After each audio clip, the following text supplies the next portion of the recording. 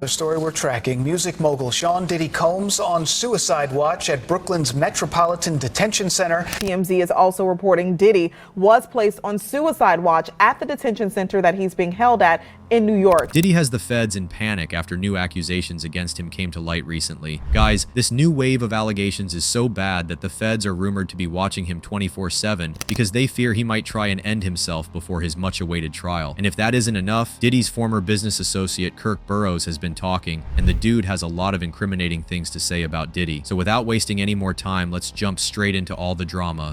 30 years, like some R. Kelly type thing. Yeah. Do you think he'll off himself?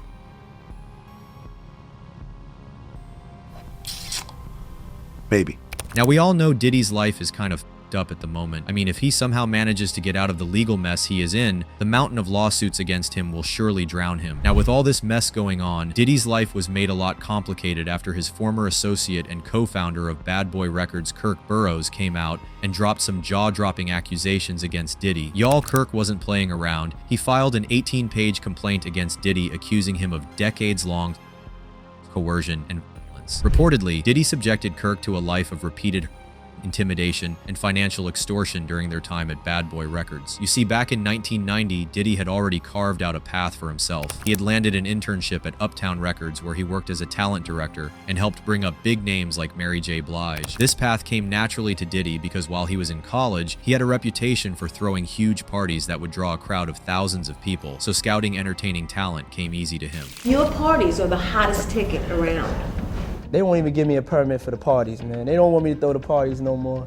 But we ain't gonna stop. We're gonna keep on having fun, bringing people together from all walks of life. Now, at this point, it was pretty clear that Diddy had his eyes set on being one of the biggest names in the entertainment industry. But little did anybody know the extreme lengths Diddy was willing to go to achieve this goal. You see, ever since Diddy entered the entertainment business, he has always been surrounded by a cloud of scandal and allegations, but nothing ever stuck. He was just that good at cleaning up his tracks. Kirk said that between 1992 and 1994, Diddy created an environment of humiliation and psychological manipulation, forcing Kirk to witness and participate in disturbing situations. Like this one time when Diddy summoned Kirk via the office intercom, only for Kirk to walk in on Diddy engaging in what sounded like a mini freak-off in his office. Now, when the issue was brought up to Diddy, he reportedly claimed that such things were part of the culture of the entertainment industry. Not only that, during a business trip in 1995, Diddy allegedly demanded Kirk watch him touch himself, if you know what I mean. While later that same year, Diddy pinned Kirk down and proceeded to simulate some pretty obscene stuff. Now, this carried on for years, and as recently as 2019, during Diana Ross's birthday, where Diddy restrained and groped Kirk in front of a bunch of people. And get this, Kirk alleged that Diddy and his mom, Janice Combs, forced Kirk to give up his 25% stake in their company without compensation, and then they worked together to destroy his career behind the scenes. Now, word on the street is that when Diddy heard Kirk was starting to talk, he panicked. It seems Kirk has Diddy so worried that he was allegedly placed under 24/7 watch. Now, this wouldn't be the first time this happened. Last year, things had also been placed under 24/7 watch because the feds were afraid he would attempt to off himself. However, it doesn't look like Kirk is the only person who played a part in Diddy being under 24/7 watch. You see, seemingly out of nowhere, one of Diddy's lawyers said he wanted out. The dude didn't want to represent Diddy anymore. Anthony Rico, the lawyer in question, submitted a motion to withdraw from Diddy's case, and he didn't exactly give a reason for his decision. He just said that under no circumstances could he continue effectively work for Diddy. Now, while Diddy was dealing with the aftermath of that huge blow to his defense, Diddy got hit with another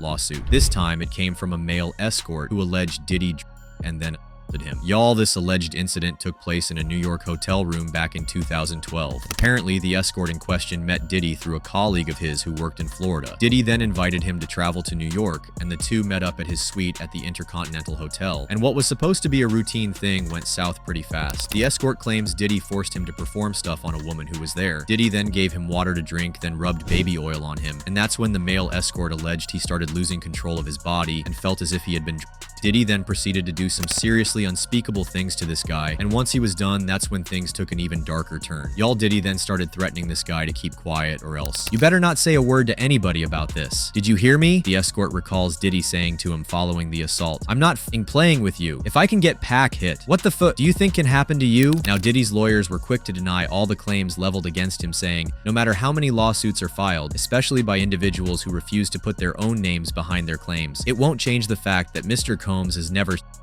assaulted anyone, man or woman, adult or minor, Diddy's attorneys said in a statement sent to Billboard. They continued, "We live in a world where anyone can file a lawsuit for any reason. Fortunately, a fair and impartial judicial process exists to find the truth, and Mr. Combs is confident he will prevail in court." Now again, just as Diddy's team was struggling to control the narrative of yet another allegation, Diddy got hit with another lawsuit. This time it was filled by Kendra Hafoni. Kendra was a contestant on the first season of Diddy's VH1 reality show I Want to Work for Diddy. According to Kendra, the assault took place in 2007 after she was selected as a finalist for the first season of the show. According to Kendra, her interactions with Diddy were sporadic at first, but became more consistent as filming progressed. Now one night, Diddy invited her to an after party where she was offered a drink and ushered to his side. Kendra claims the drink must have been because she started to feel delirious. According to the lawsuit, once Kendra started feeling the effects of the drink, Diddy guided her head down, and I am pretty sure you can fill in the rest for yourselves. Now after that, Kendra passed out, and when she woke up, she was back at the I Want to Work for Diddy cast house with Diddy sitting on the foot of the bed. Kendra says that a short time later, she flew with the cast to Los Angeles for further filming. Without elaborating, she claims Diddy subjected her to additional acts of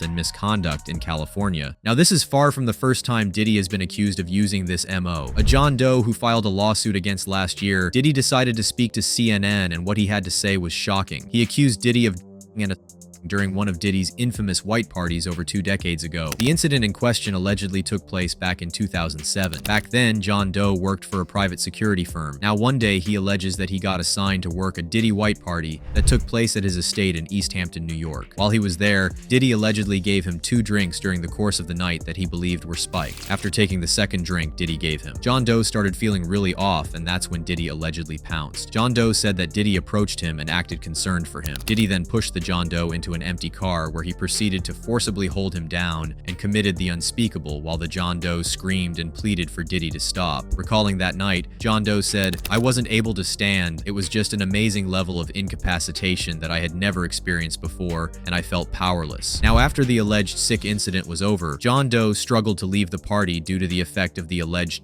in his system and the pain his body was in. He then reported the incident to his supervisor, and that's when he learned that the supervisor might have been aware of Diddy's alleged behavior. He just dismissed it and said, "I'll talk to him." After that, he didn't talk to me again. He cut me out of everything. I was totally blacklisted after that. I had to find a different field. It seemed Diddy's influence was everywhere if these allegations were true. Just speaking about what Diddy did to him basically ensured that John Doe couldn't get any other security job. Things got so bad that he had to switch professions. His marriage also ended as a result of the alleged abuse, and he said because of the trauma he endured that has negatively impacted his relationships. The full gravity of it lives with me to this day. It affects every single thing you do for the rest of your life. That there is somebody who alleges that they were 9 years old when they say that they were by Sean Combs. And this John Doe that I sat down with, he said, if a 9-year-old could do it, then I could do it. And it made him feel like he wished that he spoke out before because he could have prevented children from allegedly being abused.